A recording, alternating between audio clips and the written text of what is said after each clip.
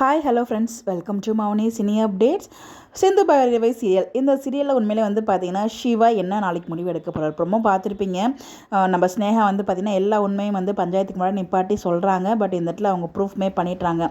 So அவங்க வீட்டை வேலை பார்க்குற பொண்ணு சொல்கிறாங்க, நான் தான் சிவா அவங்களோட மொபைல்லேருந்து மெசேஜ்லாம் அனுப்பிச்சேன். ஸோ சிவா லவ் பண்ணல, சிந்து தான் லவ் பண்ணாங்க அப்படிங்கிற விஷயத்தை எல்லாத்தையுமே ஒப்புக்கொண்டாங்க.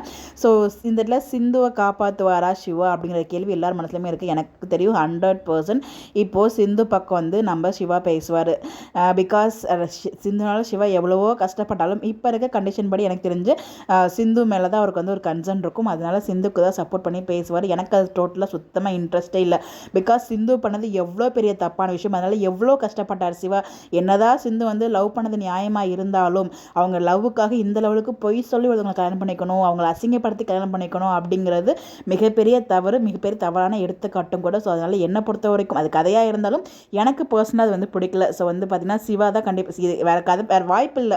மூவ் ஆகணும்னா கண்டிப்பாக இந்த சிவா நான் லவ் பண்ணுறேன் அப்படிங்கிறத அங்கே கண்டிப்பாக பஞ்சாயத்து முன்னாடி சொல்லுவார். வேறு வழியே இல்லை. ஸ்னேகா அகைன் ஒரு நெகட்டிவ் ரோலில் தான் எடுப்பாங்க அப்படின்ற மாதிரி தான் எனக்கு ஃபீல் ஆகுது. பட் எனக்கு தெரிஞ்சு சிவா சிந்துவோட எனக்கு இந்த சீரியலில் பிடிச்ச ஜோடி யார் அப்படின்னு பார்த்தீங்கன்னா ஆறுமுகம் அண்ட் பைரவி. உண்மையிலே சிந்து சிவாவை விட எனக்கு பைரவி அண்ட் ஆறுமுகம் இவங்களோட பேர் ரொம்ப நல்லா இருக்குது. ஸோ பார்க்குறதுக்கும் ஒரு மாதிரி டிஃப்ரெண்ட்டாக இருக்குது. எனக்கு ரொம்ப பிடிச்சிருக்கு இந்த பேரோட எனக்கு அந்த பேர் தான் பிடிச்சிருக்கு. ஆக்சுவலாக எனக்கு திரவியமோட நான் எவ்வளோ பெரிய ஃபேனு அப்படின்னு சொல்லிட்டு நீங்கள் நம்மளை ஃபாலோ பண்ண எல்லாருக்குமே தெரியும்.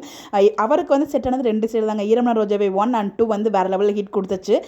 ஈரம்னா ரோஜாவே அப்படிங்கிற ஒரு நேம் அவருக்கு என்றைக்குமே மறக்க முடியாத வாழ்நாளில். பட் ஆனால் அதுக்கப்புறம் எடுத்த 2 சீரியலுமே எனக்கு பர்சனலாக அந்த 2 சீரியலுமே அவ்வளோ ஹிட் கொடுத்த மாதிரி எனக்கு ஃபீல் ஆகலை. ஸோ திரவியமே இந்த மாதிரி ஒரு ரோலை சூஸ் பண்ணாருன்னு எனக்குள்ள ஒரு கேள்வி வந்துட்டுருக்கு.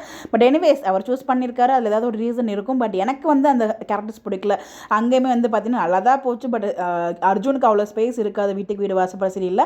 பட் கடைசியில் கேவலமான ஒரு ட்ராக்கை கொண்டு அங்கேயும் ஒரு சொதப்பினாங்க. கடைசியில் என்னும் பண்ணிட்டாங்க.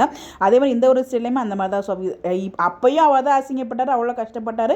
இப்போவும் பார்த்தீங்கன்னா அது அவரே சகிச்சுட்டு போகிற மாதிரி அதை அனுபவிச்சு ஒருத்தவங்களுக்காக விட்டு கொடுக்குற மாதிரி ஒரு சீனை கொண்டு போயிட்டுருக்காங்க. ஸோ இதுலேயுமே அவருக்கான ஸ்க்ரீன் ஸ்பேஸோ அவரோட கேரக்டரைசேஷன் எனக்கு பிடிக்கல.